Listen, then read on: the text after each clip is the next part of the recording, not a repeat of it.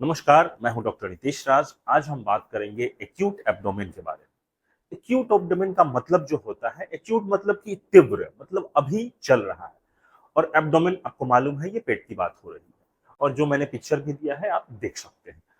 तो पेट में sudden onset अगर दर्द होता है, सडन ऑनसेट अचानक से ऐसा दर्द हुआ कि तुरंत आपको मेडिकल इंटरवेंशन की जरूरत पड़ेगी। या तो दवा से ठीक होगा, या हो सकता है कभी कभी पेट में सडन दर्द हुआ तो आपको सर्जरी की भी जरूरत पड़ सकती है।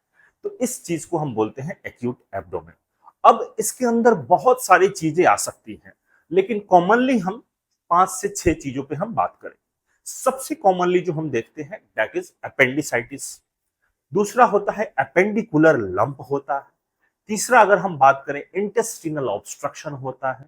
चौथा अगर हम बात करें तो पेप्टिक अल्सर डिजीज या पेप्टिक परफोरेशन होता है। नेक्स्ट पैंक्रियाटाइटिस हो सकता है। नेक्स्ट रीनल कोलिक हो सकता है। लेडीज में इक्टोपिक प्रेगनेंसी हो सकता है। ओवेरियन टॉर्शन हो सकता है। बच्चों के केस में सबसे कॉमनली जो आपको देखने को मिलता है और यूएसडी में लिखा हुआ रहता है मेसेंट्रिक लिम्फेडिनाइटिस, उसके चलते भी एक्यूट एब्डोमेन होता है, पेट में काफी दर्द होता है। और एक और चीज जो मिस किया मैंने, दैट इज जो गॉल ब्लैडर में जो स्टोन होता है और उसके चलते अगर इन्फेक्शन होता है, एक्यूट कोलिसिस्टाइटिस विथ कोलिलिथियासिस, इस कंडीशंस में भी आपको एक्यूट एब्डोमेन देखने को मिलता है। अब हम चूंकि हम बात कर रहे हैं कि अगर आप पेरिफेरी सेंटर पे हैं, जहां बहुत सारी जो इन्वेस्टिगेशंस की मोडालिटीज जो है वो अवेलेबल नहीं है। ऐसे तो हम आराम से किसी को बोल सकते हैं कि अल्ट्रासाउंड करा लीजिए और सीईसीटी करा लीजिए, कॉन्ट्रास्ट इनहांस सीटी करा लीजिए, बट हम आज आपको बताएंगे कि बेसिक चीज जो आप देखेंगे पेशेंट से, या पेशेंट से क्या हिस्ट्री लेंगे, कुछ कॉमन चीजें जो आपको पूछना चाहिए, और पेशेंट क्या प्रेजेंट करेगा और उससे आप क्या इन्फ्रेंस निकालेंगे कि जो एक्यूट एब्डोमेन हुआ है वो किस कारण से हुआ है। तो सबसे पहले अगर हम बात करते हैं, कुछ एक लाइन से हम अगर बात करते हैं, तो सबसे पहले अगर एक्यूट अपेंडिसाइटिस, मालूम है ये चाइल्डहुड में, एडोलेसेंट में बहुत कॉमन होता है, पेट में दर्द लेके आएगा। लेकिन एक बात याद रखिएगा, जो एक्यूट अपेंडिसाइटिस का दर्द है, पेशेंट आपको बोलेगा कि शुरुआत में जो है नाभि के आसपास हो रहा था, पेरी अम्बलाइकल हो रहा था, और बाद में जो है कुछ देर बाद पता चला कि वो चला गया है राइट, जो लोअर रीजन है, राइट जो लोअर एरिया, वहां चला गया, राइट इलियक फोसा के तरफ चला गया है। ये एक बहुत ट्रेडमार्क साइन है इसका, कि जो माइग्रेटिंग जो पेन है, मतलब पहले नाभि के आसपास और फिर राइट इलियक फोसा की तरफ चला गया। ये राइट इलियक फोसा जो है, आप देख सकते हैं इस जगह पे जो है अपेंडिसाइटिस का ये पेन बताएगा। अब क्या होता है कि अगर अपेंडिसाइटिस का सपोज हमने इलाज कर दिया या मेडिकल ट्रीटमेंट दिया, इंजेक्शंस, एक एक करके हम बात करते हैं। तो पहले आईवी फ्लूइड दे दिया, कुछ खाने को नील पर माउथ रखा, एंटीबायोटिक्स दिया। ऐसी एंटीबायोटिक्स जो हमको मालूम है कि गट के इन्फेक्शंस में जो अपेंडिसाइटिस में इन्फेक्शन किया होगा, वो सोच के, तो ग्राम निगेटिव कवरेज और एनारोबिक कवरेज, ग्राम निगेटिव के लिए सिर्फ ट्राइजोन इंजेक्शन दे दिया, एनारोबिक कवरेज के लिए हमने मेट्रोनिडाजोल का इंजेक्शन दे दिया, फ्लूइड चढ़ा दिया, आईवी जो है आरएल या आईवी जो है एनएस चढ़ा दिया, ये पेन किलर्स दिया। पेन किलर में एक बात आप ध्यान देंगे कि एक्यूट अपेंडिसाइटिस के केस में पैरासीटामोल यूजुअली दिया जाना चाहिए। कारण यह है कि जो एनसेड्स पेन किलर है ना, क्योंकि पेन के क्वालिटी से ही आप डायग्नोसिस करेंगे। अगर आप गांव में हैं, पेरिफेरी सेंटर में हैं, तुरंत यूएसजी अवेलेबल है नहीं, तो पेन का कैरेक्टरिस्टिक्स जो होता है, जो मैंने बोला कि पेरी अम्बलाइकल, फिर राइट इलियक फोसा की तरफ पेन जाएगा, जैसे ही टच करेंगे जो है बहुत तीव्र पेन होगा, रिबाउंड टेंडरनेस होगा, ये सब कुछ क्वालिटीज होती है अपेंडिसाइटिस के पेन का। तो ये पेन जो है, आप ये चीजें मास्क ना हो जाए, इसीलिए हम एनसिड्स पेन किलर नहीं देते हैं। अगर हम डायग्नोसिस जब कर लेंगे कि yes this is a case of acute appendicitis, मान लीजिए अल्ट्रासाउंड भी हो गया और बाकी सारे क्लिनिकल फीचर्स आपने देखा, और वंस यू डायग्नोज इट कि this is a case of acute appendicitis, तब आप जो है एनसेड्स दीजिए। अब क्या होता है, ऐसे पेशेंट्स का जो है, अगर दर्द तुरंत लेके आया है, सपोज दर्द हुआ 2-4 घंटे में ही आ गया हॉस्पिटल में, फिर ये सब ट्रीटमेंट देते हैं और पेशेंट को हम तैयार करते हैं। किस लिए तैयार करते हैं? अपेंडेक्टोमी के लिए। जो लैप्रोस्कोपिक अपेंडेक्टोमी होता है, अपेंडिक्स का जो है रिमूवल होगा लैप्रोस्कोपिक प्रोसीजर से, और यही इसका डेफिनेट ट्रीटमेंट है। अब बात करते हैं कि सपोज पेशेंट जो है 4-5 दिनों के बाद आया, दर्द हुआ, दर्द की वो दवा तो ले लिया, एनसेड्स लोकल जो है गांव से जो लोकल डॉक्टर से जो है उनसे वो पेन किलर्स ले लिया, एनसेड्स पेन किलर ले लिया, वोवरन ले लिया या डायनापार जो भी हो, आईएम ले लिया, ट्रामाडोल ले लिया, ये सब लेके और मान लीजिए इंजेक्शन या टैबलेट ओरल खा लिया, लेकिन ये 3-4 दिन वो पेन बर्दाश्त किया, उसके बाद चौथे 5वें दिन आया। इस कंडीशन में क्या होता है कि इस कंडीशन में जो इन्फेक्शन हुआ है अपेंडिक्स में, वो प्रेशर तो बिल्डअप हो रहा है। अपेंडिक्स आखिर होता क्यों है? एक जो ब्लाइंड एंड ट्यूब है, वो जो हमारे गट से जो अटैच्ड है ट्यूब, तो कोई चीज वहां जाके फंस जाता है। मैक्सिमम जो है जो एक्सक्रीटरी प्रोडक्ट्स जो फीकोलिथ बोलते हैं वो फंस जाता है, और उसके चलते जो है वहां पे जो है इन्फेक्शन होता है, ऑब्स्ट्रक्शन होता है, गैंग्रीन, इस्कीमिया, बहुत कुछ होता है, परफोरेशन हो जाता है।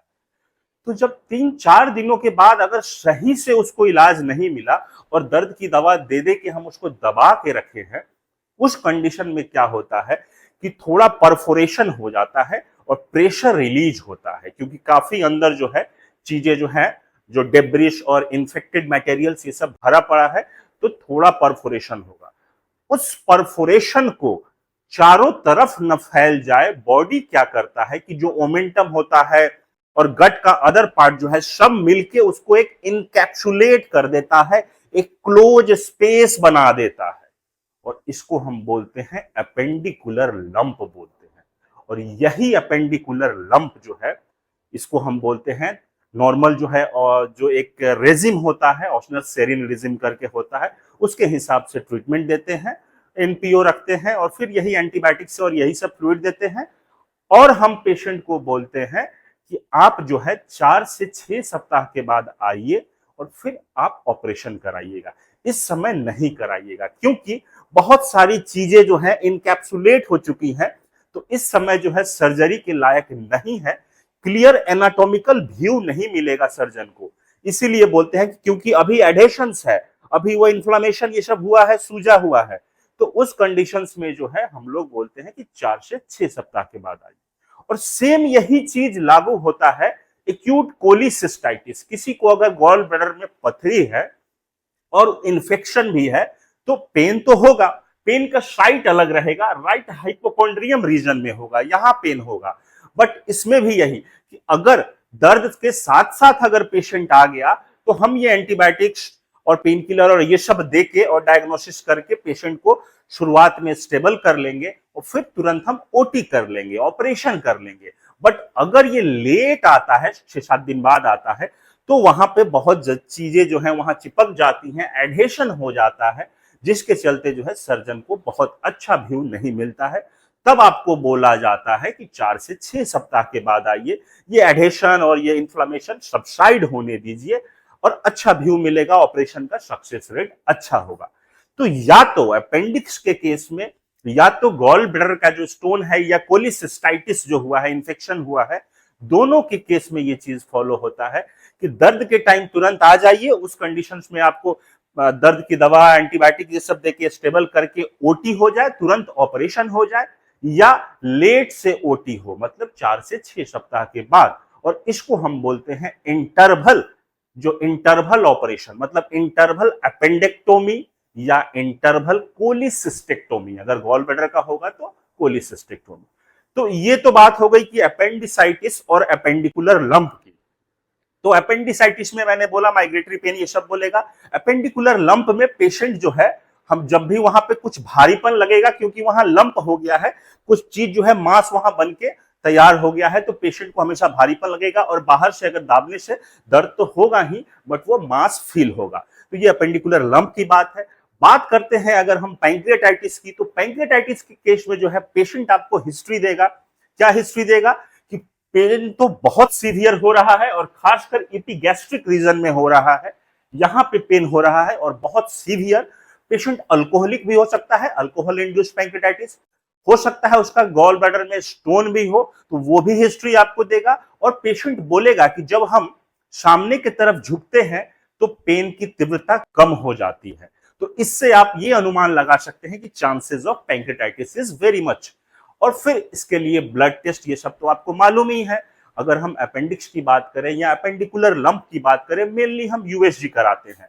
और भी अगर अच्छे से देखना है तो सीईसीटी कराते हैं, कॉन्ट्रास्ट इनहांस सीटी स्कैन कराते हैं। बात अगर पैंक्रेटाइटिस की हो, इसमें भी सीईसीटी हम कराते हैं। शुरुआत में हम यूएसजी तो जरूर कराएंगे, और पेन का नेचर से एपिगैस्ट्रिक रीजन में हो रहा है, आगे मतलब बढ़ने से झुकने से पेन कम जाता है। और अगर कोई फैटी मील खाता है, जो चर्बी युक्त खाना खाता है, तो दर्द और बढ़ जाता है।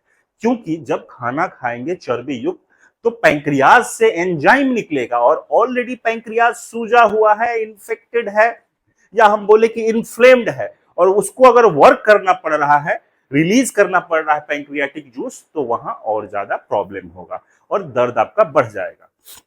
इस केस में हालांकि हम हर चीजों का तो हम पूरा नहीं बता पाएंगे ट्रीटमेंट के साथ, इस केस में भी फिर वही मैनेजमेंट जो किया जाता है, कुछ खाने को नहीं दीजिए, नील पर माउथ, आईवी फ्लूइड्स, एंटीबायोटिक्स देते हैं, बट इन्फेक्टेड अगर होता है, काउंट वाउंट अगर ज्यादा है तो देते हैं। पेन किलर्स में जो है मेनली हम लोग ट्रेमाडोल ये सब देके रखते हैं, पेन काफी सीवियर होता है। एनसेड्स पेन किलर अवॉइड करते हैं क्योंकि इरिटेट करता है गैस्ट्रिक म्यूकोसा को। तो ये पैंक्रेटाइटिस का हिस्ट्री अगर हो गया।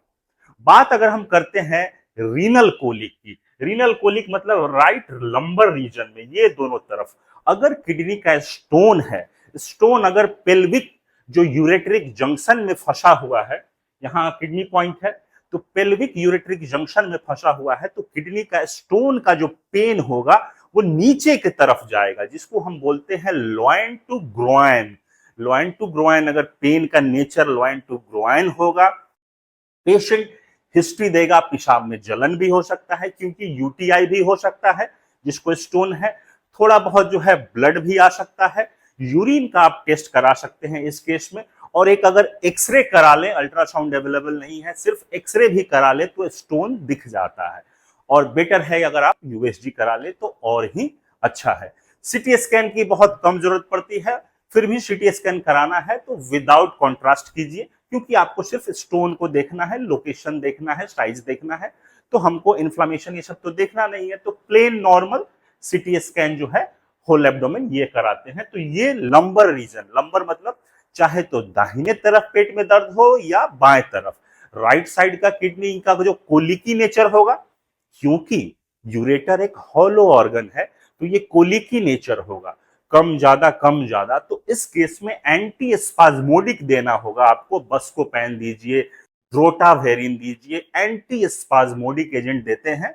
पेन किलर्स में बहुत बार जो है हम लोग हालांकि एनसेड्स भी देते हैं, और फिर बहुत बार हम लोग टैमसुलोसिन, ये सब इस पे मैंने एक वीडियो बनाया है जो पूरा डिटेल में बताया है किडनी स्टोन के बारे में कि क्या क्या ट्रीटमेंट करते हैं। नेक्स्ट अगर हम बात करते हैं जो बहुत इंपॉर्टेंट है, और वो है बच्चों में जो होता है, दैट इज मेसेंट्रिक लिम्फेडिनाइटिस।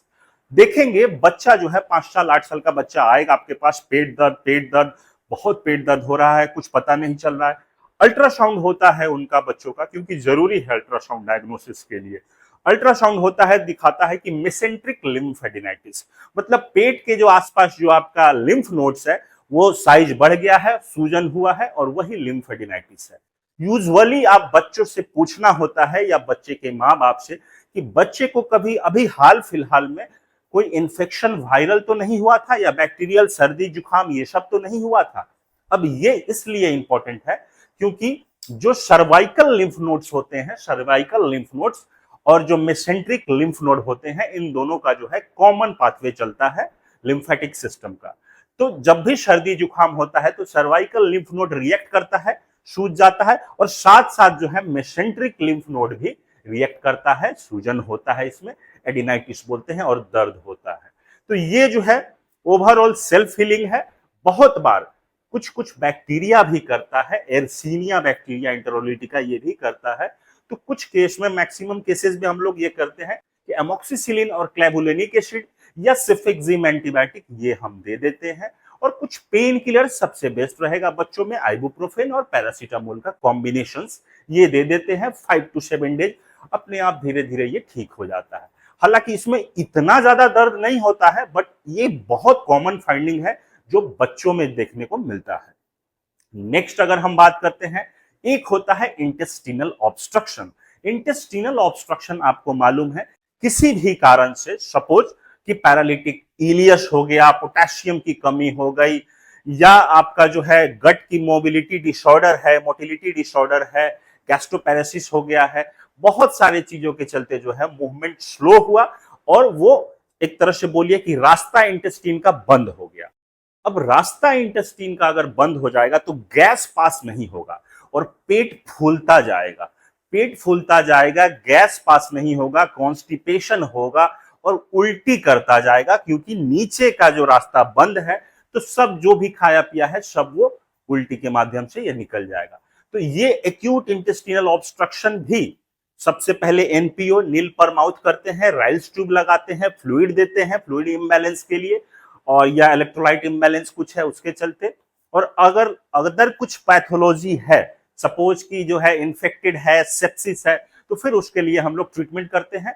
बहुत बार अर्जेंट सर्जरी की भी जरूरत पड़ती है, लैप्रोटोमी करना पड़ता है, लैप्रोटोमी करके जो है इसका इलाज किया जाता है, इंटेस्टिनल ऑब्स्ट्रक्शन को रिलीज किया जाता है, अदरवाइज स्कीमिया और गैंग्रीन हो सकता है। तो ये भी एक्यूट एब्डोमेन के केस में आता है।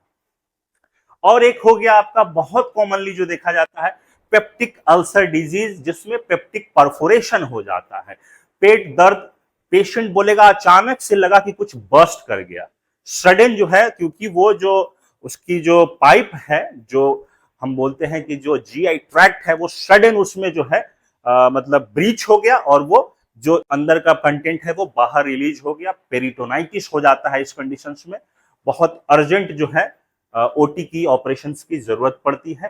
पेन किलर्स इसमें नहीं दीजिए, एनसेड्स। आपको मालूम है कि इस कंडीशन में पेशेंट का हिस्ट्री लेना जरूरी है कि क्या आप बहुत ज्यादा पेन किलर्स खाते थे, पेन किलर के चलते आपका पेप्टिक अल्सर डिजीज हुआ, और अल्सर डिजीज एक दिन ऐसा अल्सर हुआ जो घाव वो पूरी तरह से आर पार हो गया और एक तरह से बोले तो हम परफोरेट कर गया, और ये एक लाइफ थ्रेटनिंग कंडीशन हो जाता है।